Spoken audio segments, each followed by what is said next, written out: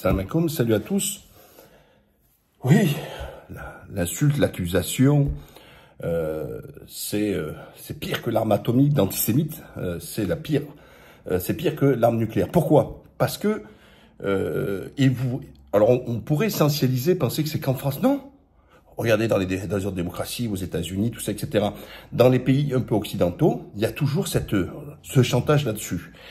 Et en fait, par exemple, vous êtes pour un territoire palestinien, ah, c'est un antisémite.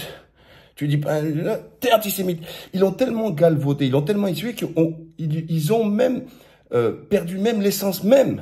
Alors on peut, bien sûr, naturellement condamner l'antisémitisme, mais voir de l'antisémitisme de partout, où chaque fois qu'il y a quelqu'un qui ne prend pas soutien au gouvernement d'extrémistes que le monde entier reconnaît, qui disent qu'il faut tuer tous les Arabes, qu'il faut faire tout ça, etc. Alors eux, ça accepte, hein, c'est acceptable, hein, tout ça.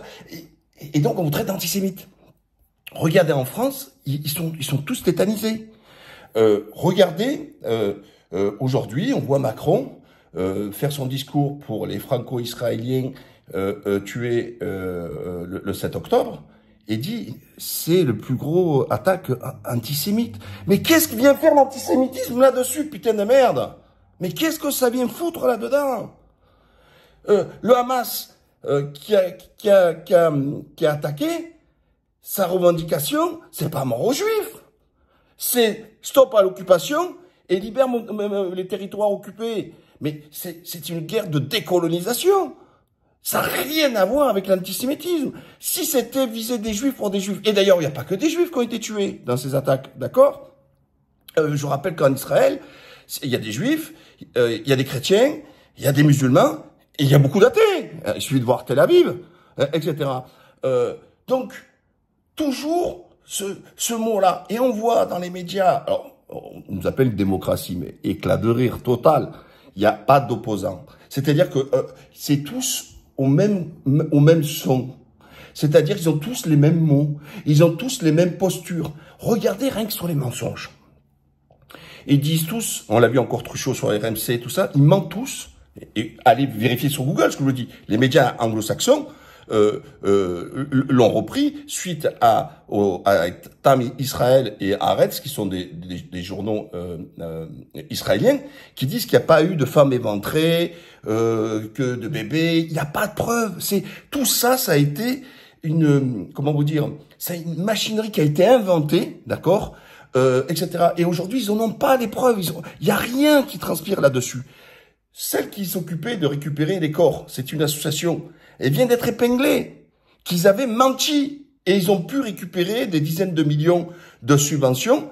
Et alors qu'aujourd'hui, on apprend que c'était faux. Alors, cette information, vous la retrouvez dans les médias internationaux, vous les retrouvez dans les médias israéliens, même à la télévision israélienne. Et là, en France, rien que dalle. Et voilà. Et parce que ils ont écrit un récit et de victimisation, voilà. Et à force de voir de l'antisémitisme de partout, vous ne faites qu'alimenter l'antisémitisme, en fait. Ben oui, parce que quand on dit ils ont le pouvoir, tout ça, ben, il suffit de voir dans les médias. Déjà, il suffit de voir qui est patron de BFM, RMC, Libération et compagnie. C'est quand même Draghi, c'est un franco-israélien qui a donné des millions là aux soldats israéliens. Donc, voilà, qui est propriétaire de I24 News. Quand même, on a fait interdire Sputnik, RT, en disant que c'était de la propagande russe, etc. Mais par contre, I24 News, ils ont le droit de citer, alors que c'est de la propagande du gouvernement israélien, etc. Donc, il faut voir, et attendez, il faut voir les sorties des invités qui disent qu'il faut tuer tous les Arabes, les ci, les cela, il faut voir. Et on laisse la libre antenne, aucun problème. Qu'on fasse le procès à CNews pour avoir des sujets qui ne sont pas assez divers, qui obligent les médias par rapport à la charte de le faire, that's it. Qu'il n'y a pas des plateaux équilibrés, that's it. Ok, mais pour I24 News, c'est quoi? Mais c'est 100%. C'est 100% les porte-paroles du gouvernement de Netanyahou. Vous voyez, je ne parlerai même pas de juifs ou d'israéliens. Non, c'est une frange israélienne, c'est-à-dire ceux qui sont au pouvoir, etc., c'est la boîte de communication. Et quand je dis que c'est pire que l'arme nucléaire, c'est que lorsque vous voulez tuer un politique ou n'importe qui, vous lui sautez la fatwa, comme ils disent eux, antisémite. Et là, vous êtes mort. Vous êtes mort. Toute la presse vous tombe dessus, tous à l'unisson, etc. Quoi que vous disiez, regardez de Villepin. De Villepin qui appartenu quand même au gouvernement de Chirac, qu'on reconnu la reconnaissance de l'État sur l'arabe du Veldiv, et qui a permis, notamment en mettant en cause les transports, le train, la SNCF, si vous préférez, et l'indemnisation, parce que quand il y a eu des combats sur les reconnaissances, ce n'est pas seulement pour les livres d'histoire, c'est reconnaître, parce que reconnaître, c'est indemniser. Et donc l'indemnisation. Donc Villepin, il était bien avec Chirac là-dessus. Donc on peut pas le taxer d'antisémite et d'autres. Il n'a jamais dit qu'il était contre l'État d'Israël ou la création. Sur la création d'Israël, il dit qu'il faut à côté, comme toutes les instances internationales, comme tous les pays au monde, d'avoir à côté un État palestinien. Donc voilà. Mais on lui a fait un procès d'antisémitisme, on lui a fait tout ça, etc. Que dire tous ces gens qui viennent tout le long de l'année nous dire, ils sont tous gaullistes, hein, de gauche comme de droite, hein. Ouais, de Gaulle, de Gaulle, de Gaulle, de Gaulle, de Gaulle. Mais qu'est-ce qu'a dit de Gaulle? Il a pas fait, comment vous dire, une distinction avec les Israéliens, tout ça, etc. Il parle de peuple juif. Et je vous invite à regarder, vous retrouvez les vidéos sur l'INA. Il dit, le peuple juif est un peuple arrogant, sûr de lui-même et dominant. Mais aujourd'hui, il dit ça, il est mort. Raymond Barre, les plus jeunes ne connaissent pas, qui a été Premier ministre, qui était un gars qui est issu de l'UDF. Il dit, il y a le lobby juif. Mais il s'est fait tabasser. Allez sur Google, vous tapez Raymond Barre, antisémitisme, vous allez voir. Ils l'ont traité de suite là-dessus. Mais désolé, quel est le repas en France, qui réunit tout le personnel politique? C'est le repas du CRIF. Vous voyez? C'est-à-dire, on dit que c'est un pays qui est majoritairement chrétien, mais on n'a pas ça. Il n'existe qu'un repas, le repas du CRIF. Et si c'était pour célébrer ou un truc avec les juifs, avec grand plaisir, pas de problème avec les musulmans, avec les chrétiens, ouais, moi je vois ça, vous voyez, c'est pas comme les gens qui sont avec leur laïcité, c'est pas la mort de la France d'avoir des repas comme ça, fraternels, célébrés, même un truc, ça me dérange pas. Sauf qu'à la tribune, c'est le CRIF qui prend parole, non pas pour défendre les juifs, mais simplement défendre l'État d'Israël. Et c'est là que c'est grave. C'est-à-dire qu'on nous a fait une loi séparatiste mettant en cause des imams, etc., disant qu'ils faisaient... mais là, on a des gens carrément qui ont pris même des positions contre l'État français dans leur repas. Je me rappelle même des Kuckerman, etc., en disant non, la France fait erreur, tout ça, etc., au soutien du gouvernement israélien. Bon, moi, je vous leur dis aujourd'hui, ils disent qu'il ne faut pas inviter des gens de LFI, ils ne devraient pas être là à la commémoration des franco-israéliens tués. Mais les mêmes qui vous disent... Dans les écoles, on peut plus lui enseigner la Shoah, on peut pas lui faire ça, etc. Donc en fait, on exclut des élèves si ils sont pas là à reconnaître la Shoah, tout ça, etc., la déportation et compagnie. Et de l'autre côté, on dit au LFI, vous ne devez pas participer à la commémoration sous prétexte que vous n'avez pas déclaré que c'était terroriste. Mais dans la plupart des pays du monde, le Hamas n'est pas considéré comme terrorisme. Je vous rappelle que Yasser Arafat, il était considéré comme terrorisme. Et qu'aujourd'hui, que toutes les instances internationales disent, oui, il faut soutenir le Fatah et tout ça, etc. Mais avant, le Fatah était considéré comme terroriste, etc. Sauf que quand tous les gens qui étaient du FLN en Algérie, tous les gens, etc., ils étaient considérés comme des terroristes par la France. Mais ils n'ont pas voulu attaquer la France, les Français en Algérie parce que français, comme dirait Zemmour, francophile, Cid. Non, pas du tout. Donc tu vois, pour leur dire, dégage, c'est décoloniser. Que fait le FLNC en Corse quand il détruit des maisons? Il dit, on est envahi par des étrangers. Pour eux, l'étranger, c'est le français. Qu'est-ce qu'on peut dire des attaques qu'il y a eu pour l'Irlande entre l'IRA et compagnie? Ça a été toujours une guerre. C'est des gens qui ont mené un combat Et je veux pas de guerre, justement. Je vais vous expliquer le pourquoi du comment, d'ailleurs. Et qu'on appelle terrorisme, et qu'eux, ils ont dit non, c'est pour pouvoir être un peuple, une souveraineté libre et indépendante. Pourquoi j'ai dit le mot guerre? Parce que c'est pas une guerre dans la mesure où on a un État avec une armée régulière et en face des civils. C'est tout. Et donc, c'est pas le combat comme en Ukraine, où il y a une armée ukrainienne, plus des mercenaires, armés par l'Occident, face à l'armée russe. Vous voyez? Donc là, on dit, oh non, on parle là de crimes de guerre. Mais les autres en face, quelconque Palestinien qui prend une arme est, dans leur définition première, considéré comme un terroriste. C'est ça qui est hallucinant. Alors que c'est un résistant, alors que c'est un mec qui combat pour sa liberté. On peut pas dire d'un côté, il faut reconnaître l'État de Palestine sur les frontières de 67, etc., et qu'on parle de territoire occupé, et que quand l'occupé, il se rebelle, le traiter de terroriste. Mais ça va pas de soi. Tu peux pas lui donner le statut de colonisé, et en même temps, quand lui, il se bat pour se décoloniser, le traiter de terroriste. Mais c'est vraiment du bon sens. C'est vraiment du bon sens. Alors ensuite, si on dit Israël, une grande démocratie, etc., la guerre quand on a mal. Mais désolé, dans les démocraties comme en France ou ailleurs, quand il y a des terroristes, première chose, on essaye de les interpeller, les ramener devant la justice et les faire condamner.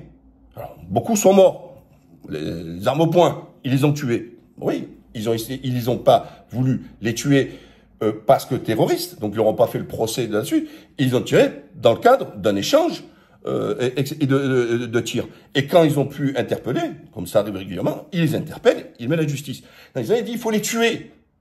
Et que on dit que les victimes à côté, ce sont des dégâts collatéraux. Alors reprenons l'histoire du Bataclan. Alors imaginez-vous le RAID ou le GIGN qui débarque, qui tire sur tout ce qui bouge, il tire sur les terroristes et sur les autres Français. Est-ce qu'on aurait dit que ces Français-là étaient des dégâts collatéraux? Non, on aurait parlé de bavure et que ceux que si le RAID ou le GIGN auraient tué, on les aurait mis en examen, attaqués, etc., etc. Ben oui. Là, non, c'est normal, on bombarde, on rase le 60% du pays, enfin du territoire, Gaza, tout ça, etc. Non, c'est rien. Vous voyez? Et si vous sortez, en fait, de leur récit, bam, je vous dis que c'est pire que l'arme nucléaire, on veut vous disqualifier en vous traitant d'antisémite. Antisémite par-ci, antisémite par-là, etc. C'est hallucinant, quoi. C'est complètement hallucinant. Vous vous rendez compte que ceux qui recensent les actes antisémites, c'est carrément le CRIF, c'est même pas l'État. Et donc, tous les médias reprennent les chiffres du CRIF. Combien il y a eu d'affaires? On a vu qu'il y a des affabulateurs, des menteurs, des usurpateurs, etc. Alors, je dis pas qu'il n'y a pas d'antisémitisme, je dis qu'il y en a beaucoup aussi que c'est des usurpateurs. Qu'est-ce qu'on fait? Ben, c'est trop tard. On balance l'info comme ça, on matraque pendant une semaine ou 10 jours ou plus cette affaire-là, et quand on apprend que c'était la personne qui a fait le même, ou qu'elle a menti, etc., alors là, c'est un bref d'une phrase ou d'un truc. Sauf que dans l'opinion publique, ils ont entendu, ça a été matraqué là-dessus. Et ensuite, ça appartient à l'État, au ministère de l'Intérieur, de recenser les attaques. Et encore une fois, c'est pas les gens qui doivent se déclarer auprès du CRIF, parce que c'est bien.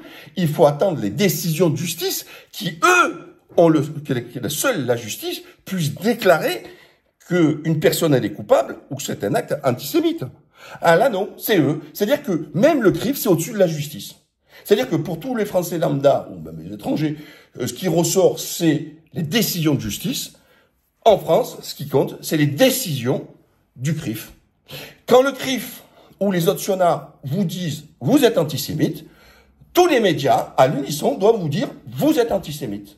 Je vous dis que c'est pire que l'arme nucléaire. Lorsqu'on veut tuer son chien, on dit qu'il a la rage. Lorsqu'on veut tuer quelqu'un qui est libre et objectif, on lui dit « t'es antisémite ». Et voilà. C'est-à-dire que, et c'est pour ça que vous les voyez tous en rampant. Non pas parce qu'ils adhèrent à cette doctrine, à ce récit que je vais vous dire, c'est la peur de se faire traiter d'antisémite. Donc, tous, ils font semblant d'être sionistes. Alors, il y a des vrais, hein, ça, on ne peut pas les enlever, et puis, ces autres par opportunisme. Parce qu'ils savent que si ils prennent une posture qui ne l'est pas. D'ailleurs, historiquement, c'était la gauche qui était sioniste et la droite qui était ce qu'on appelait pro-arabe. Rappelez-vous, un des plus gros sionards qui était Goasguen. Il disait toujours, la première chose qu'il faut faire, c'est nettoyer le Quai d'Orsay. Parce qu'il trouvait que le Quai d'Orsay, les fonctionnaires du Quai d'Orsay étaient trop pro-arabes. Mais c'était ancré dans ce qu'on appelait la politique arabe et tout, qui était inspiré de la droite française, de Gaulle, qu'on appelait la politique pro-arabe. Sauf que depuis Sarkozy, l'électorat a bougé, l'électorat des sionnistes est passé sur Sarkozy, et depuis, aujourd'hui, on a des sionistes de gauche, des Julien Drey, tout ça, etc., et des sionistes de droite. Et maintenant, carrément, à l'extrême droite.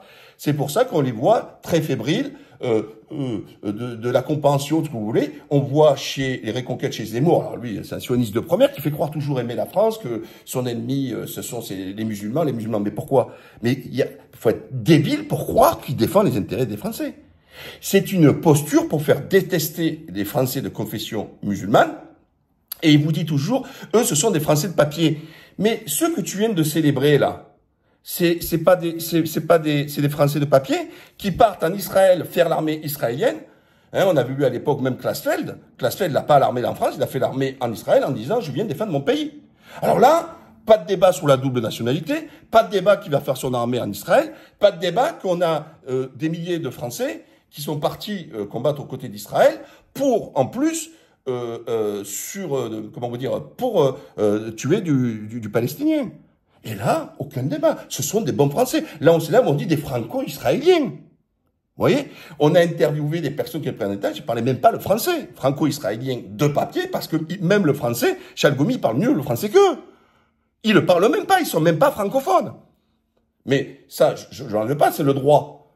Hein? D'accord? Le droit, tu transmets à tes enfants, tout ça, etc. Hein? Donc, c'est par la filiation. Donc, c'est pas ce procès-là que je leur fais, moi. Oui, ils parlent pas français, ils sont français, ils vivent en Israël, ils sont nés en Israël, etc. Il n'y a pas de souci. Ça me dérange pas, c'est pas le problème. C'est se dire la posture de ces gens-là. Donc, vous jouez plus blanc que blanc, plus français que le français. Et puis, de l'autre côté,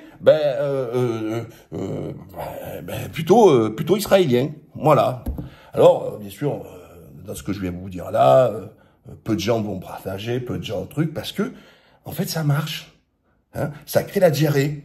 Et en fait, quand je vous dis qu'il y en a plein qui ont peur de liker ou de partager des posts ou des vidéos, de peur de se faire taxer après d'antisémitisme.